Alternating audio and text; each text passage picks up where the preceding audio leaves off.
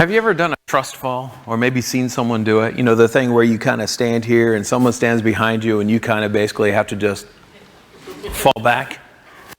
And hence the name trust fall. You're trusting them to catch you.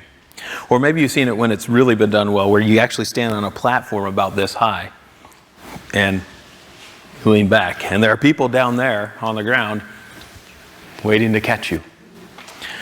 The thing is, if you do that, I haven't done it before, it's actually pretty exhilarating, but it's also very strange feeling, because you're just basically falling, and you don't do that. You don't normally just do that.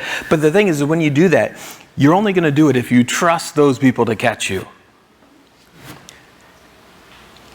And you have to decide whether or not they're worthy of your trust. But then you do it. But this reminds me a little bit when Michael and Joanna were little. They used to jump down the stairs to me, and I would catch them. And the thing is we had a ton of fun doing this. I mean, they had a blast. I mean, they thought it was the greatest. They were flying or something. I mean, they would just jump down the stairs, and I would catch them. The thing is they had to trust me that I was going to catch them. But I don't think they gave it much thought at all. It was just one of those things. They just did. Dad's at the bottom of the stairs. He says jump, so okay. And they would jump. And I don't think they really thought much anything about it because they trusted me. They had no reason to doubt that I would catch them. And so what we would do is I would get them, and I would stand on the landing of at the bottom of the stairs, and I'd set them up on the first step. And they'd jump. And then we'd say, okay, that's cool. And I'd put them on the second step, and they'd jump. You know, the first couple are just like almost a little hop. And the third step, and the fourth step, and then they'd be up at the top. And they'd be jumping all the way down, and I'd be catching them. The thing is I remember, well, I don't think Joanna, she was little. I don't think she got that far. But Michael, I'd get him all the way to the top of the stairs, and he would jump. The thing is, he couldn't really jump that far. But I would reach out and catch him, and he thought he was clearing all the steps. He was, because I would reach out and I would catch him. But see, he totally trusted me to catch him. He never thought, are you going to catch me? Are you sure? You see, that's faith. He didn't doubt. There was no will you. It was faith. He believed. He trusted that I would catch him no matter what. Now, is there any difference between that and our trust in Jesus? Well, actually, yes. Because there was a slight possibility that I could have dropped one of my kids. It's a possibility. They could have jumped, and I couldn't get to him, reach far enough. But Jesus will never drop you. That's not even a possibility. It's not even a chance. He will never fail you.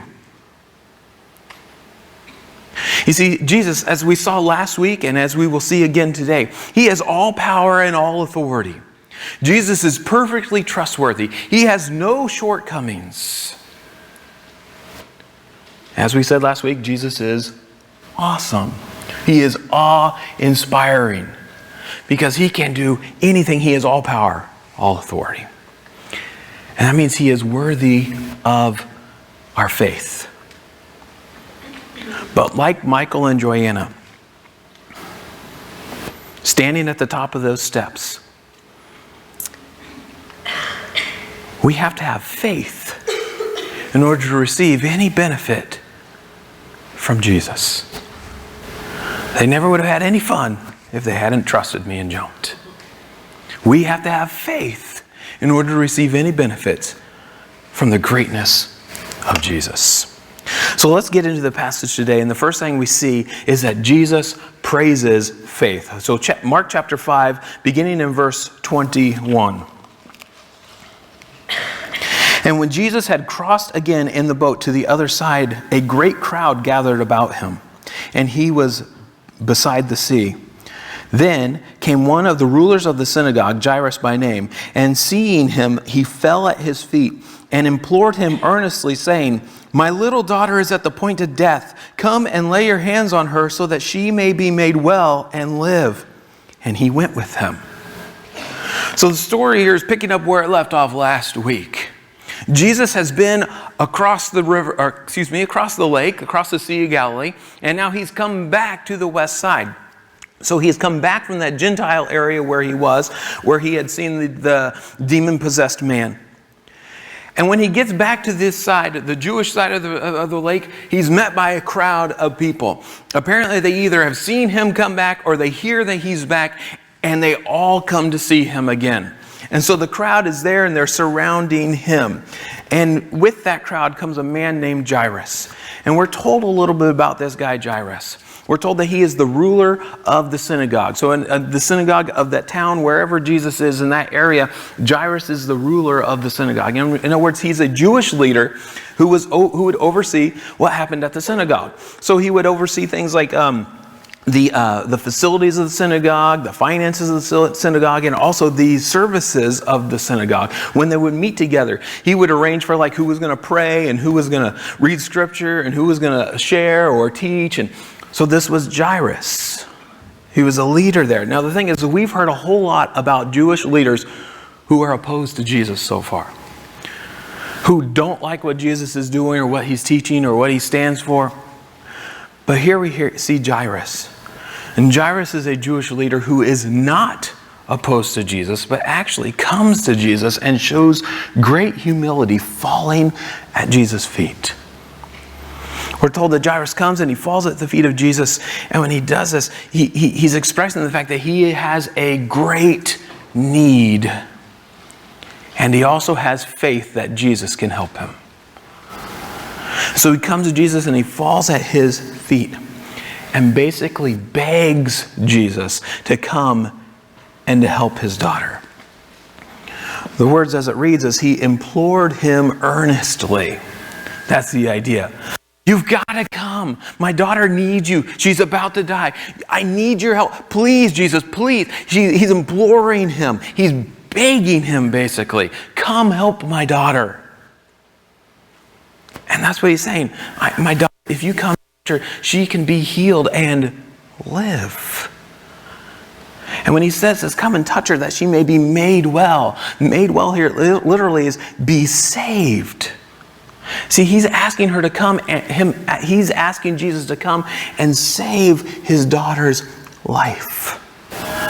And he says, because she is at the point of death. In other words, she's not just sick, she is about to die. She is really bad off. So not only is this an urgent request, but this little girl is in a dire situation. She's really sick, and she needs to be brought back from the point of almost dead. And Jesus agrees to go. And so they head over to the house. Now at this point, the story about Jairus and his daughter gets interrupted by another story. Because on the way over to Jairus' house, something else happens. And this is significant what happens, but it also has ramifications for what's going to happen with Jairus and his daughter. So let's read what happens here in verse 24. It says, and he went with him, and a great crowd followed him and thronged about him. And there was a woman who had a discharge of blood for 12 years, and who had suffered much under many physicians, and had spent all that she had, and was no better, but rather grew worse. She had heard the reports about Jesus, and came up behind him in the crowd, and touched his garment. For she said, if I touch even his garments, I will be made well. And immediately the flow of blood dried up, and she felt it in her body that she was healed of her disease. So as Jesus is walking over to the house of Jairus, the crowd is all around him, and they're pushing in, and they're kind of bumping into each other, and they're all trying to get to Jesus. And so they're walking over, the crowd's all around him. It's kind of like if you go to the fair or a sporting event, and you're kind of in line, and you're trying to get in, and everybody is, and they're jostling each other and bumping each other. But the difference is, they're all trying to get to Jesus. So imagine being in that crowd, and everyone wants to be next to you. This is what's happening. Jesus is walking and people are just all around him. But also in that crowd is a woman. And this woman has an incurable illness. In fact, she's in really bad shape, and she has had a hard life. Because she's had this discharge of blood for 12 years, which not only is the illness a problem, but also that would make her unclean in that ritually or ceremonially unclean in that society, which means she was kind of cut off from people as well. She couldn't take part in worship. She couldn't be around the crowds. In fact, she really shouldn't be in the middle of this crowd. Socially, that would have been an unacceptable thing. So she's had a hard life, a bad life for the last 12 years. And that's what he tells us about it. It's been 12 years. Imagine suffering with an illness for 12 years. Now, some of us have done that. Some people do. But it's a hard thing. So for 12 years, she's been suffering with this. And not only that, he says that she suffered much under many physicians. You ever gone to a doctor you thought didn't do a very good job? Maybe you just didn't even listen to you very well. But here we're told that she suffered much under many physicians. You see, so she had gone to these doctors, doctor after doctor after doctor after doctor, and not a single one was able to help her. But not only that, it seems that they even made things worse, that they hurt her. The people who she was paying and who were supposed to help her actually hurt her. And maybe, you think about doctors. There are some quack doctors out there, and there are doctors who do crazy things, and sometimes doctors do experimental things, and I bet there was a whole lot of that going on. And if you think about the condition of medicine, it's a whole lot different now than it was 2,000 years ago. And when you hear stories about some of the back in the day, and you're kind of like, this woman was probably abused at the hands of these doctors as they tried anything to heal her. But we're told that she's worse off now than when it all started. And not only that, now she's all out of money. She can't pay any more doctors to help her. She can't do anything because she has no more money. And Mark tells us all this so that we understand just how bad her condition is. See, this woman is hopeless. There's no fix for her problem. No doctor has been able to find it. She's suffered for a long time. She's fought with this illness for a long time. She's been abused by these doctors, and she has no more regular options available to her. But she has one last hope. And that she's heard about Jesus. And there he is. So she has heard about Jesus and he's close. And she says, I'm going to go and see him. And she believes that if she can get close enough to even touch his garment, to touch his clothes, that she will be healed. So that's her plan. Her plan is, I'm going to slip in there, I'm going to touch his clothes, and I'll slip out unnoticed. And so she tries it. The thing is, when she does it, before I get to that, let's talk about how she views this healing of Jesus. So the way she views the healing of Jesus is a little strange, because she thinks that it's like, all I have to do is touch his garments and then I'll be okay.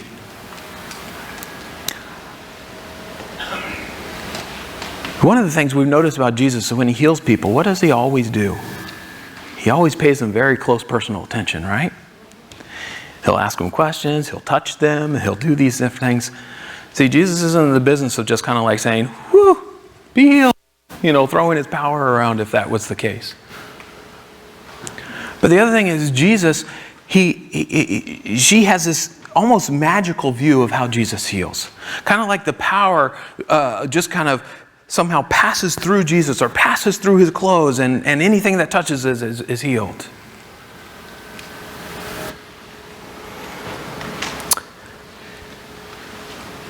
But we know that when people are healed by Jesus, it's because they had faith and they believe in Jesus. But this is the thing about this woman.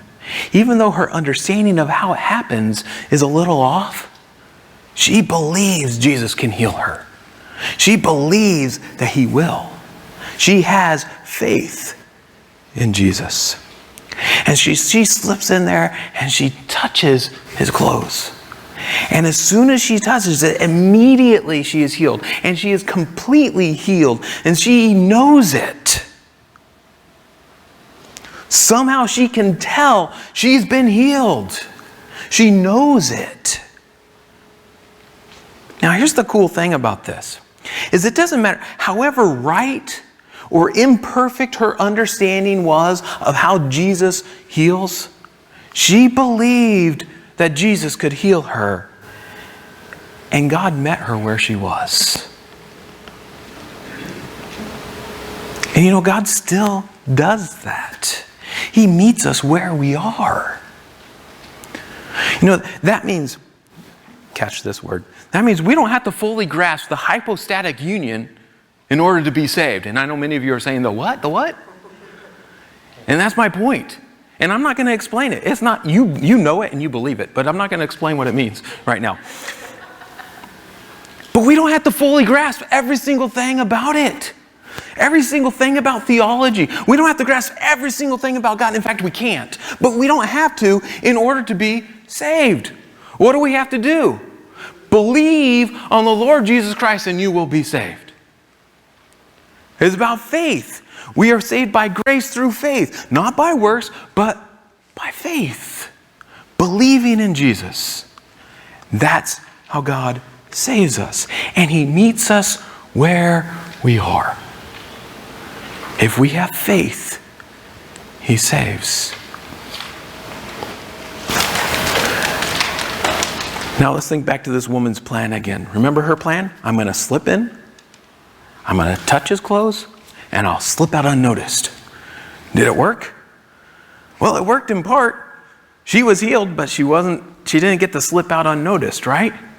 Because look what happens in verse 30 and 31. And Jesus, perceiving in himself that power had gone out from him, immediately turned around in the crowd and said, "Who touched my garments?" And his disciples said to him, "You see the crowd pressing around you, and yet you say, 'Who touched me?'" You see, Jesus knew what had happened. He knew he had healed someone.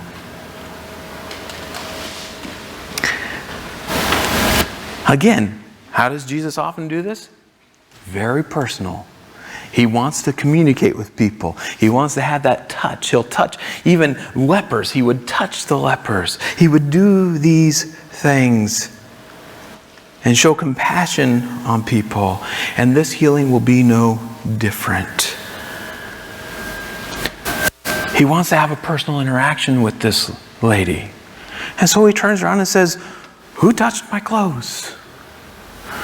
And the disciples look at him like he's crazy, which is a little bit understandable. Because they look and they said, "Look at all the people touching you. Look at all the people bumping into you. Look at there's probably 100 people who touched your clothes." But see, the thing is Jesus recognizes the difference between an incidental bump or pressing in of people and the touch of faith. And he says, "Someone touched me." And it wasn't just a touch. It was a touch with faith.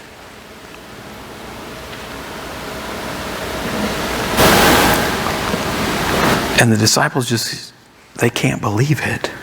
And they're like, "How do you ask this question?"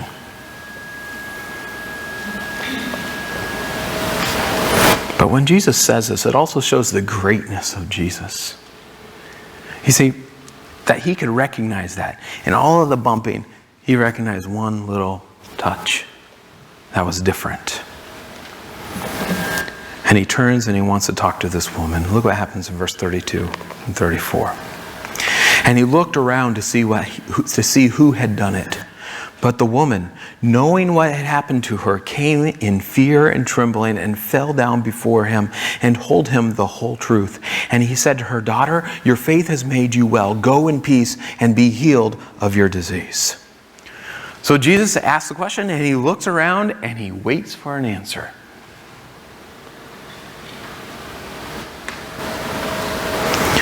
And the woman sees him waiting for the answer and she knows she's been found out. And she knows she can't hide any longer. And so she comes forward and she admits everything to Jesus. In fact, she tells the whole story, probably from beginning to end. I've been suffering for 12 years. I've gone to doctors and I've lost all my money and I'm worse off now. I touched you. I believed if I touched, and I was healed. She comes and she tells him the whole truth. But look how she comes to him. It says that she comes and she falls on the ground before him. But it says that she came with fear and trembling. Now we hear these words, fear and trembling. And we see this, that when she falls down before him and with this fear and trembling, she is coming to Jesus in humility, with deep respect for him. And we hear the words fear and trembling and we think, well, that could suggest the idea of being terrified, like a terror, like being scared, afraid of him. But we also know that these words, fear and trembling, are used several times in the New Testament to express the idea of respect or humble reverence for God. In fact, in Philippians 2:12, we're told to work out our salvation with what? Fear and trembling. So with this deep respect, deep reverence for God. And I believe that's what's happening here. She has come with this deep reverence. She's in awe of Jesus. And when she comes forward, Jesus responds to her in love and kindness. Look what he said in verse 34. And he said to her, "Daughter, your faith has made you well. Go in peace and be healed of your diseases." First, he calls her daughter, which is a term of endearment. He's showing compassion on her. And he tells her to go in peace and be healed. Now, here's an interesting thing. She's already been healed. So why does Jesus say this? Well, I believe he's confirming it to her. He's confirming to her that her healing is total, that it is complete, and that it is permanent. You have been healed. Be healed. Your disease is not going to come back. It's not going to bother you anymore. Your life of suffering is over. But he also says this phrase. He says, "Your faith has made you well." And I believe when Jesus says this, he's making 2 points. The first is he's explaining to her that the touch of his garment wasn't what healed her, but that Jesus healed her because she had faith in him. Your faith has made you well. And the second thing is he is praising her for her faith. You see, it was her faith that brought her to Jesus. It was her faith that brought her to touch him. It was by faith that she had this complete trust and belief that Jesus could heal her. And so he says, "Your faith has made you well." Now, this whole time, as Jesus has been talking to this woman, as he healed her, this whole time, Jairus has been with Jesus, standing there, waiting. He had asked Jesus to come and to heal his daughter. They headed over there and got stopped. And then Jesus took the time to show compassion on this woman and to talk with her. But Jairus' daughter, the little girl, is dying. I want you to imagine being in the place of Jairus for a minute. He asked first. They were on the way. And now they're stopped and Jairus is probably sitting there going, "My little girl is dying. Come on, my baby girl. She's in terrible shape. She needs your help." He could have even been thinking, "She's in worse shape than this woman. She needs it worse." But Jairus is there with Jesus. And he's just sitting there saying, "What are we going to do? Why aren't we moving faster? She's dying. We need to get to her." But you see, I think Jairus here is being given the opportunity to exercise faith. And we see, as we continue reading, that Jesus encourages faith. Look at verse 35. While he was still speaking, while he's still speaking to the woman, there came from the ruler's house some who said, "Your daughter is dead. Why trouble the teacher any further?" The men come, Jesus is talking to the lady, the men come to Jairus and they say to Jairus, "Your daughter's dead. Don't bother Jesus anymore." You see, they come and they say this because the messengers, they have no hope that Jesus can do anything else to help her. While she was alive, absolutely. We know Jesus can heal people. Come on, heal her. But not now. She's dead. They assume that there is nothing Jesus can do for her now. I mean, it's one thing to heal someone. It's a whole nother thing now that she's dead. You see, this problem, she's dead. This problem is much bigger than when the disciples were out on that boat and that storm was coming and the waves were crashing over and they were afraid they were about to die because of the storm. This problem's much bigger than that. This problem's much bigger than a man who lived in the cemetery and cried out in anguish and cut himself, hurt himself. Who was being, because he was oppressed and under bondage to demons. This problem is much bigger than a woman who just suffered an illness for 12 years with an incurable illness. This problem is so much bigger than being sick to the point of death. She's dead. It's over. Or so they think.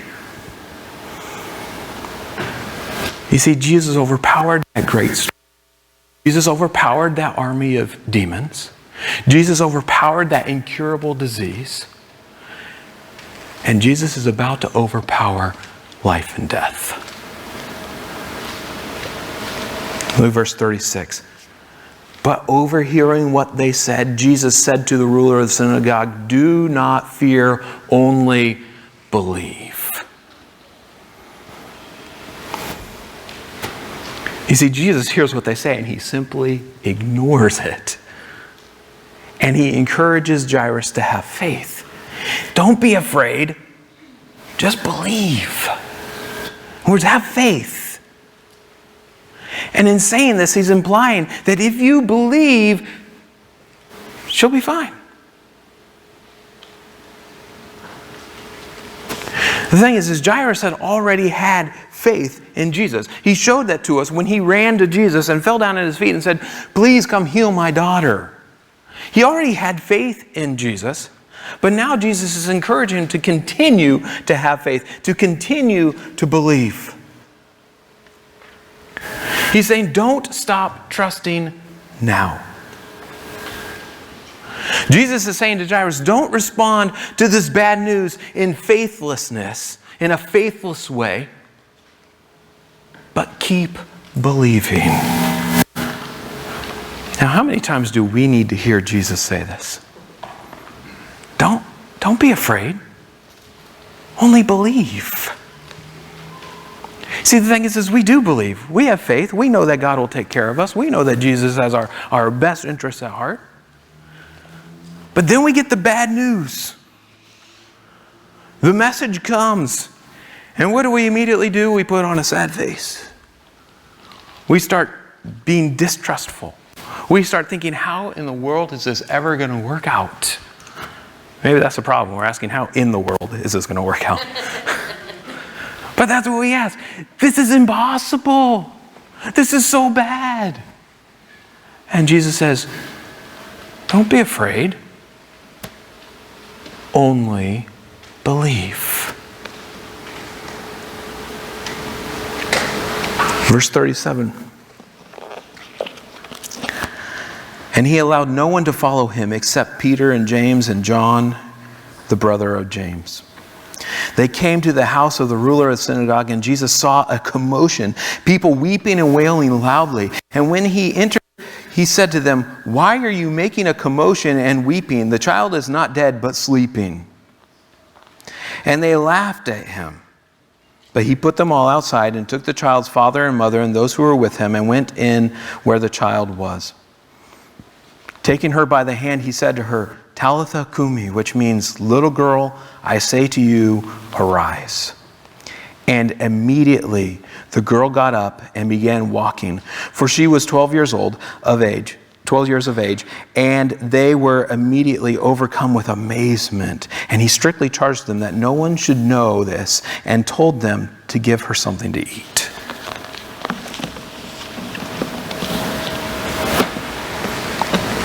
So somehow, Jesus convinces the crowd not to follow him. And he takes the 3 disciples with him, and he goes to the house. And when he gets there, the morning is in full swing. And in Jewish culture, this was a very important thing. I mean, it was a big deal. And they would even hire professional mourners to come and to weep and to wail. And it was a way of showing honor for the dead person. But they would do this. And Jesus gets there, and there is a big commotion. And Jesus says to him, oh, there's no need for this. She's just sleeping.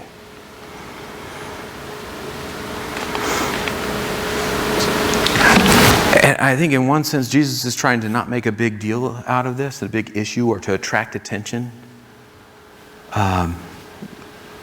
Because, I mean, the funny thing is, though, is that even though he's trying to keep it quiet, they're all going to see her alive. And they're all going to know something happened. And they all know she's dead. But he's trying to kind of keep it calm. But he also says she's sleeping. And I think here he's using sleeping as a metaphor. And this metaphor emphasizes the temporal nature of her death.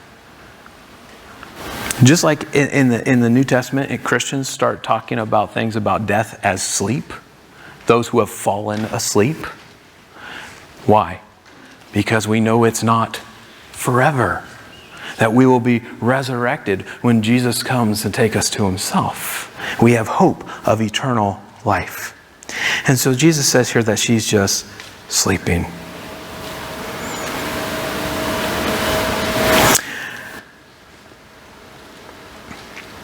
But the mourners, they know she's dead. And like when Jesus tells parables, those who have no faith don't really understand what Jesus is saying. And so they make fun of him, they laugh at him. And they're left outside. And Jesus takes those who have faith inside with him. And he's about to wake up this girl. And we read the verses. Jesus goes in and he commands her to get up. And he says it in Aramaic, and Mark translates it into Greek for his original Greek readers. And when Jesus says get up, what's she do? She obeys him. And she gets up and she starts walking around the room, which tells us what? She's really alive. She's awake, she's alive, she's walking around. And Jesus also tells them, feed her. Well, on one level, it shows us again that she's really alive. Because she's alive, that means she has needs for nourishment. And if you imagine this girl has been sick to the point of death, she probably hasn't eaten in a while. But she's alive and she needs to eat. And so Jesus says, feed her. And I think this also just shows the compassion of Jesus. He understands her needs and he says she's hungry. Give her something to eat. But he also tells them not to tell anyone.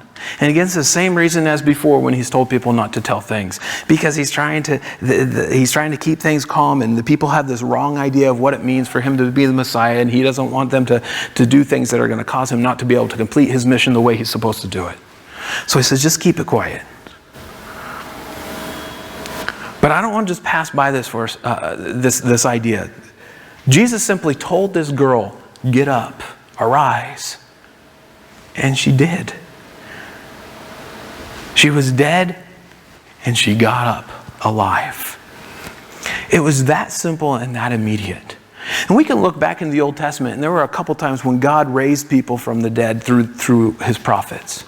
We can look at when Elijah, who was a great prophet, went to the widow's son had died, and he went to see him. And what Elijah did is he went up into the room where the child was, and he cried out to God.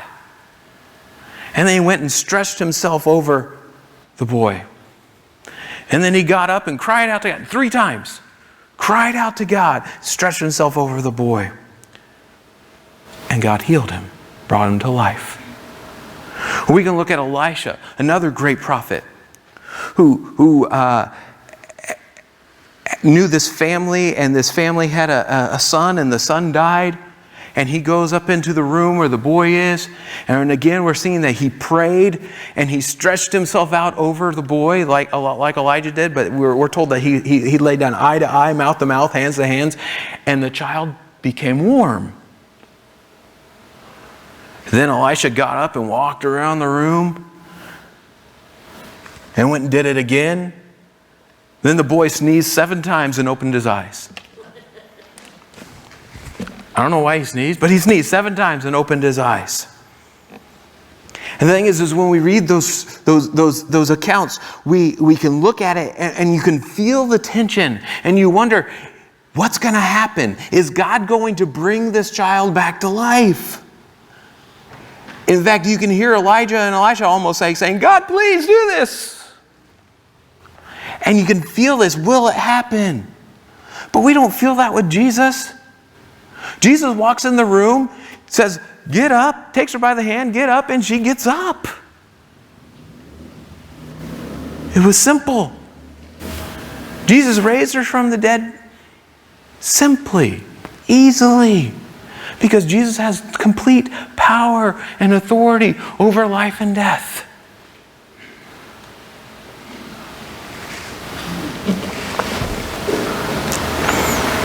Well, after this great experience, Jesus decides to head over to his hometown of Nazareth.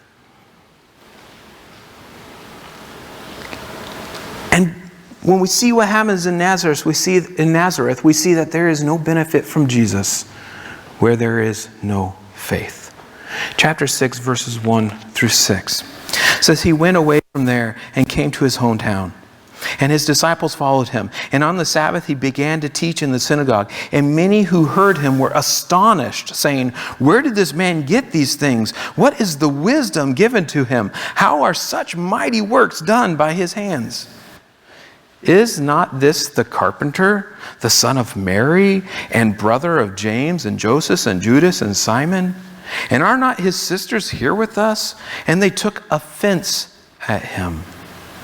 And Jesus said to them, a prophet is not without honor except in his hometown and among his relatives and in his own household.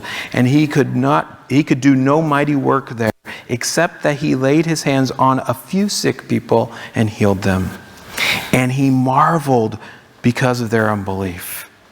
And he went about among the villages teaching. You see, he goes to Nazareth and he starts teaching and doing things, the normal things that he does, and the people are astonished. They're amazed, in the positive sense, amazed at all the amazing things that Jesus can do. They're amazed at what they have heard about him and what they hear him saying and what they see him doing. And they look at this and they recognize his authority and they recognize his ability in teaching and in performing miracles. And they say he's obviously acquired some great wisdom and power, but they don't know how or where it came from.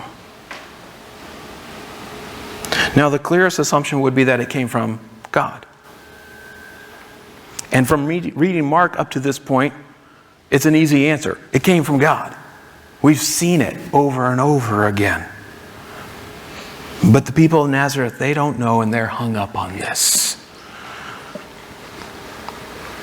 You see, the thing is, they knew Jesus for most of his life. It's his hometown. They saw him grow up. They knew him for most of his life. They know his family, his brothers, his sisters. And they have these preconceived ideas about Jesus. You see, what we know and what from reading Mark is that Jesus is the Son of God.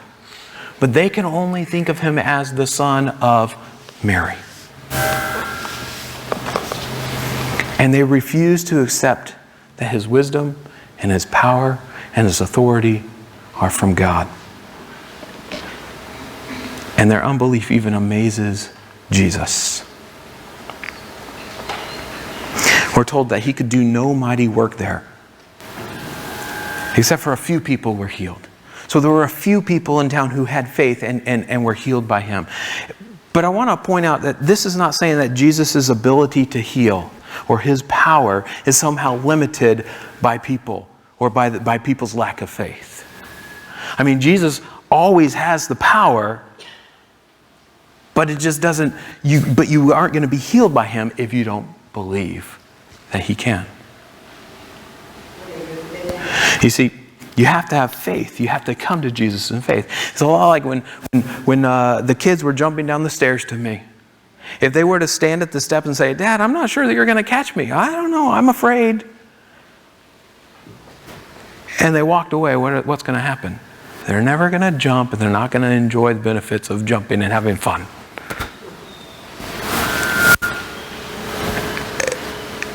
He wasn't able to do many miracles because no one was coming to him in faith.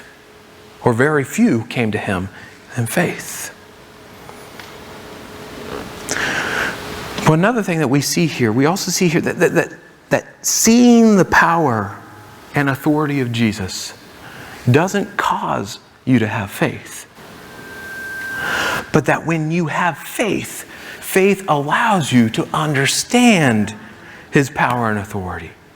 It allows you to understand who he is. And it allows you to believe in him and honor him and receive the benefits that he has to give. In fact, you can read in Hebrews chapter 11. It's talking about God the Father, but he says this, "And without faith, it is impossible to please him. For whoever would draw near to God must believe that he exists and that he rewards those who seek him." Well, some of this just seems like common sense. In order to be saved by God, you have to believe he exists. In order to be saved by Jesus, you have to believe who he is.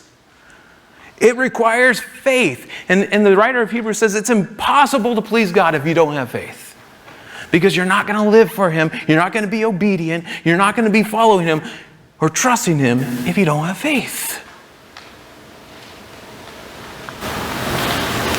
Faith is absolutely necessary for the Christian.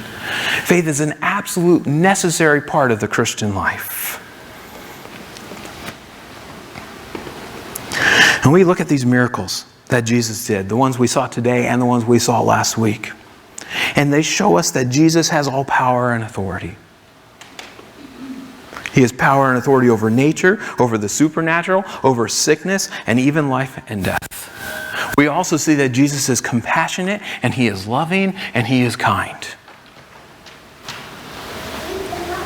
And then we see the various responses to Jesus. Some people who had faith and some people had no faith. Some people who had some faith but didn't really totally understand everything. Some people who had partial faith. No faith, faith.